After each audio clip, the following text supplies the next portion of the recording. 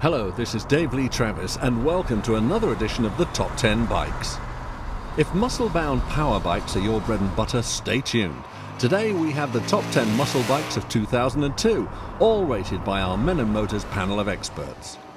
So brace yourself, the big boys are back in town. The muscle flexing starts here at number 10 with the Yamaha BT1100 Bulldog. The Yamaha Bulldog should be a huge, aggressive dog straining at its leash to escape you. The styling suggests it, the cubic capacity suggests it, and the name really is a giveaway. But somewhere along the line, the Bulldog turned into a great big lumbering soft touch of a beast. Weighing in at 229 kilos and producing only 64 brake horsepower, it's surprising it pulls at all. It's a high-torque V-twin with timeless styling, but not much else. In the corners, it's soft, wallowy and downright slow. In fact, it's gutless, and there's very little ground clearance to boot. The Bulldog is about easy-going biking. Get out on the road and enjoy it. Back to basic biking, really. The styling is rough and tough, and the V-twin engine's a bit of a thumper, but being a Yamaha, it's totally reliable. Unfortunately, this thumper has been taken from the VX1100 Cruiser, which is too heavy, too gutless, and way too old. This is what leaves the Bulldog underpowered and clunky. On the upside, it does have a comfy upright riding position and has plenty of space for a pillion. Its looks promise so much, and the engine delivers so little. Bit of a Bowser. Let's find out what our panellists thought. Pedigree or mongrel? The Yamaha BT1100 Bulldog. Well, if ever there was a name mix-up, this bike has it. Bulldog? No, more of a poodle. I wish it was a Bulldog. I wish it really did the Bulldog thing for you. I wish it had everything that the name suggests, but sadly I feel it's not that case. I think they've missed, somewhere along the line they've missed the point. The styling's not absolutely mind-blowing, the performance is so-so. The Bulldog scores 67%. Weighing in at number 9 is the strapping Honda X11. The Honda X11 is an absolute monster of a bike. Essentially, it's an unfaired Blackbird, and it's a pretty crazy machine. Riding the X11 is like being strapped to a jet engine and being told to hold on. The 1100cc inline 4 is capable of 165 miles an hour, if your arms and neck can survive the wind forces. The engine is a slightly retuned Blackbird engine. Although the Honda looks chunky, it's remarkably easy to handle. When you first straddle the bike, it feels huge and very intimidating. But once on the move, it's as agile as a pussycat. It's packaged for pure performance and sheer exhilaration. Great brakes too, which is reassuring on a bruiser like this. Styling is considered the X11's downfall. Not everyone admires its thuggish good looks. It does have a huge presence, a bit like being approached by a raging bull. It is the Arnold Schwarzenegger of the muscle bike world. It'll say "Hasta la vista, baby" to the competition. The X11 should have the mark of the beast 666. It's certainly worth taming. The Honda X11, what a weird looking bike. It just looks like a superbike with a fairing ripped off. Basically, it's a Blackbird without the clothes. Doesn't cut it for me as a muscle bike because it doesn't look pretty enough. Maybe the designer or the guy who actually does the styling was off sick when they designed the X11. It's sort of a bullish, squattish looking, ugly thing. It sort of fell out the ugly tree, hit all the ugly branches, and then hit the ugly ground. And then probably fell down the ugly mine shaft as well. The Honda X11 is at number 9 with 73%. In at number 8 on our chart is the Triumph Triple, a right old British bruiser. The Triumph Speed Triple has looks that you either love or loathe. Some feel the twin headlamps make it look a bit bug-eyed, and others feel it's the ultimate in stripped-down cafe racer styling. The performance is explosive, the handling as sharp as a pin, and it's stable under braking too. Weighing only 196 kilos, the Triple is well flickable and handles as well as a Daytona. The suspension is firm, and you do need it when travelling at naughty boy speeds. The only downside is at low speed the ride's a bit harsh, but do you really care? The Triumph handles as well as its stablemate the Daytona. That's because it has the same chassis. It also has adjustable suspension, a purposeful riding position, and potent brakes. It may look brutal, but its handling is silky smooth. Being a Triumph, it has its own unique, one-of-a-kind exhaust note. This bike is attitude in metal, and it has the punch to back up its troublemaker looks. The Triumph is a rider's bike. It's precise, responsive, and rapid. So what do our panel think? It's got some serious attitude, so it scores high on street cred, that's for sure. Build quality, yeah, they're getting there. I still think they've got more to come. And it comes in crazy mad colours. So, you know, if you're going to be out there and be noticed, then, you know, get your bottom on a speed triple and really be noticed. It's got a gorgeous sounding 955cc triple, which sounds like you're sitting on a Merlin engine from a Spitfire or something like that. It's an absolutely gorgeous bike. They've really gone to town. The Triumph scored 74%. In at number 7 is the Yamaha Thug, the VMAX. For straight line punch and the ultimate in muscle bike styling, the Yamaha VMAX is the bike to have. Renowned as the original muscle bike, although some would argue that the Vincent Black Shadow deserves that title, launched way back in 1985, the VMAX oozes street cred and aggression. Not much on the VMAX has changed from 1985 either. It's one of the longest-lived motorcycles ever. Laying down 140 brake horsepower at 8,500 RPM, the straight-line power is scary. When the VMAX debuted, it had more power than anything without wings. If there's one thing a VMAX doesn't like, it's corners. The chassis just can't handle it. The front forks pogo in a frightening manner and the rear does as it pleases. The low gear ratios mean it's going to be first away at the lights, but it also means the engine is buzzy when cruising. Now, if you want to bludgeon the competition away from the lights, this is the bike to do it on. But if you'd rather scythe up the inside of someone on a corner, I'd think twice about trying to do it on a VMAX. It's a great big bundle of straight line fun. Let's hear from the panel. This is the daddy of muscle bikes. It's got a very, very strong engine and it'll pull and pull and pull until your arms hurt. Just don't try and go around corners. It's become a cult bike, but for me, I can't see why. Sure, it's got a powerful engine, but the handling on it is completely diabolical. The engine outweighs the chassis and the forks and the suspension so much that it becomes a bit of a liability ridden fast. The Yamaha VMAX scores a healthy 75% from our panel of experts. Number 6 in our countdown is the brash American, the Bull Firebolt. Not quite a Harley and not quite a sports bike, the Bull really is a little bit different. The air-cooled Harley 984 V-twin with 2 valves per cylinder, placed in a frame akin to a 250cc GP bike, can only be described as potent. Boasting 90 brake horsepower and 10:1 compression ratio, the Bull is more sports bike than cruiser.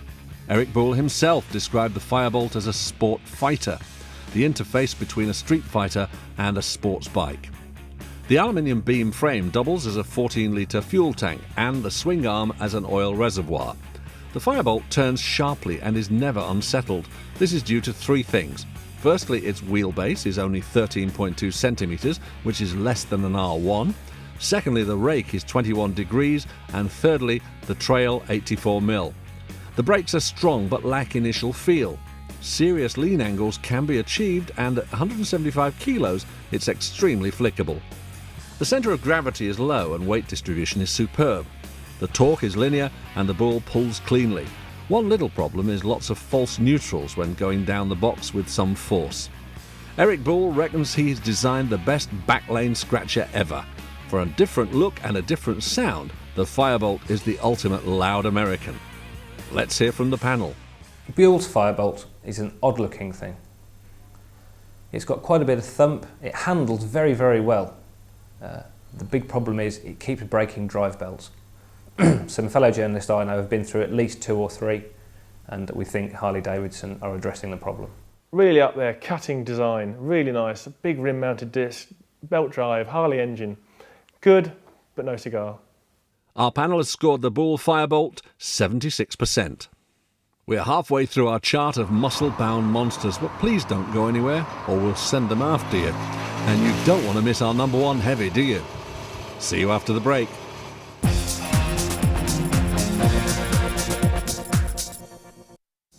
Welcome back to Top 10 Bikes. I'm Dave Lee Travis, guiding you through the top 10 tough nuts, the muscle bikes of 2002. At number 5, the Suzuki Bandit 1200. The Bandit's also known as the Stuntman Special. Wheelies and stoppies are its middle name. Little bit of throttle and the front wheel is airborne. Nice! The Bandit was born due to people taking the fairings off their GSXRs, adding straight bars and normal lights, so the lovely people at Suzuki decided to save them the bother. But if you don't want to ride like a nutter, the Bandit can do that too. The double overhead cam in line 4 produces enough relaxed grunt right through the rev range so you can ride it how you please. Based on the GSX R1100 engine, the low gearing gives explosive acceleration, but the smooth progressive clutch helps to keep it in check, if you want to keep it in check. The 6-pot front brakes are brilliant, just what's needed to stop a beast like the Bandit. The number of stoppies performed is proof of how good these brakes are. The front forks give enough confidence to push the Bandit hard into tight corners, but you can expect some scraping sounds as the ground clearance is a bit lacking. The Bandit will be whatever you want it to be, hooligan or no hooligan. The choice is yours. Suzuki Bandit 1200, fantastic bike, real good value for money bike. Hooligans machine, absolute nutters tool. A bike which so many people are doing various sort of street stunts on, burnouts, wheelies, stoppies. An engine originally comes from one of the earlier GSX R1100s, which again was a legendary bike, an absolute nutters bike. Came on the back of the success, really, the sales success of the 600 Bandit. They obviously Suzuki spotted a niche in the market and they thought, well, hey, if the 600 Bandit, which is just basically a naked 600, can do so well, then maybe there's somewhere for the 1200. Now this is my sort of territory. I've always had GSX R1100s and basically it's a bored out engine that's in the 1200 Bandit. Very reliable, very robust, go on forever. Our panel of experts gave the Suzuki 77%. In at number 4 is the retro Yamaha XJR 1300. The Yamaha XJR 1300 is another good-looking, brutish kind of muscle bike.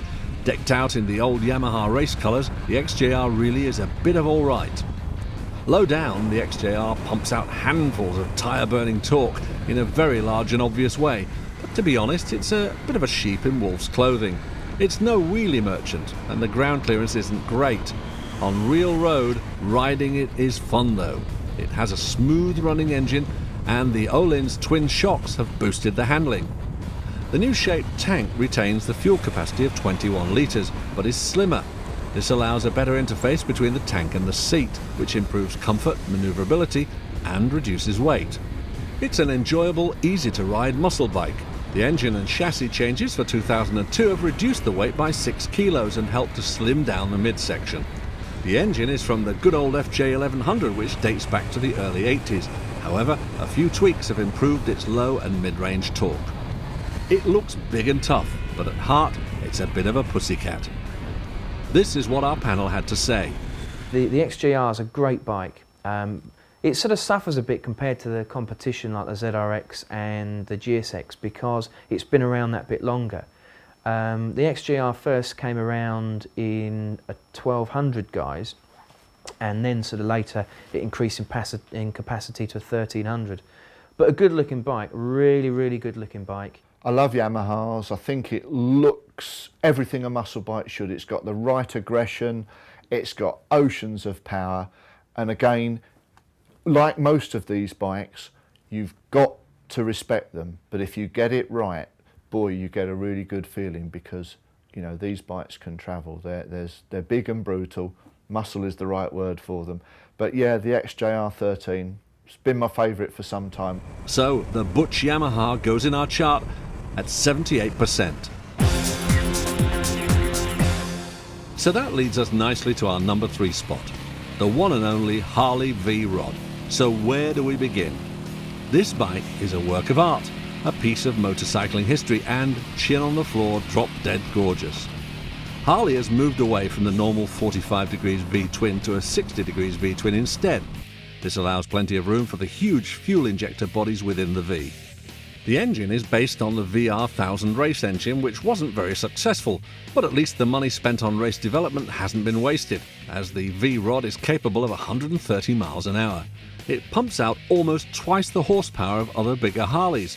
The frame could go on display at the Tate Modern. It's so complex that the tubing had to be formed under high-pressure water. The handling is good and the ride even better. For years, Harley's idea of a new model was to bolt a different mudguard onto an old model. With the VRod, they created a whole new bike from tyres upward. Even hardened sports bike fans could be swayed by the powers of the VRod. It's shaken up the world of cruisers and pushed the boundaries of styling and design. When our panel stopped drooling, they had this to say. Harley VRod, absolute design icon as far as cruisers goes, and muscle bikes. And the good thing is, compared to other Harley efforts, this actually has got the motor as well to do it.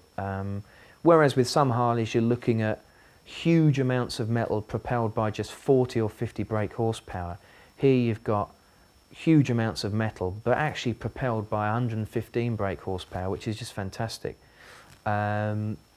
Goes like a silver bullet, looks like a silver bullet, even can just about handle some corners. Got to watch the ground clearance, especially compared to, say, some other muscle bikes where they're a bit more like classic sort of 70s super bikes that are a bit more retro and therefore have a bit more ground clearance. This thing can be a bit of a problem in some corners. Muscle bike, cruiser, what is it? It's a lovely looking bike, but it's going to cost you 14 grand. For me, too much money.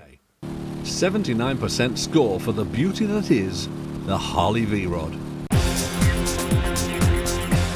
Another bruiser in the muscle bike range is the Suzuki GSX 1400, more retro than Austin Powers. The good-looking Suzuki has an engine as smooth as a James Bond chat-up line.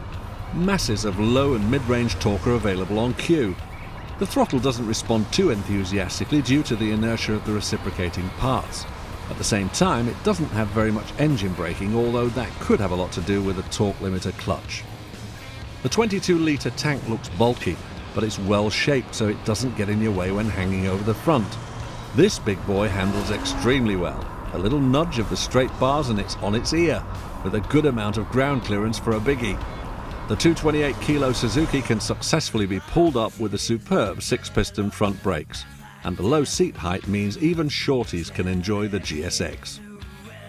The GSX pays homage to the original GS1000 of the 70s, so if you remember Space Invaders, Saturday Night Fever and of course ABBA, then this retro could have your name on it.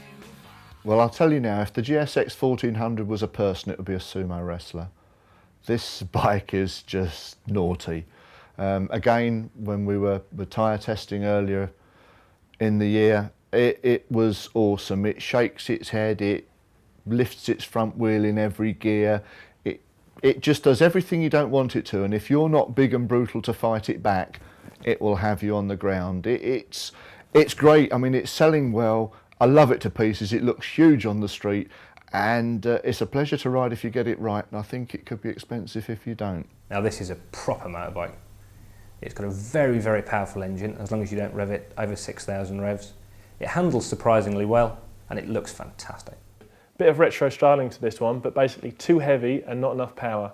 Means that unless you get one really cheap, I wouldn't bother. The runner-up at number 2 is the Suzuki GSX 1400. The GSX scored a whopping 80%. As you wait on tenterhooks, let's run down the top 10 so far from 10 to 2. At 10, it's the lumbering Yamaha Bulldog. In at number 9, it's the rocket Honda X11. The Brit is in at number 8, the Triumph Speed Triple.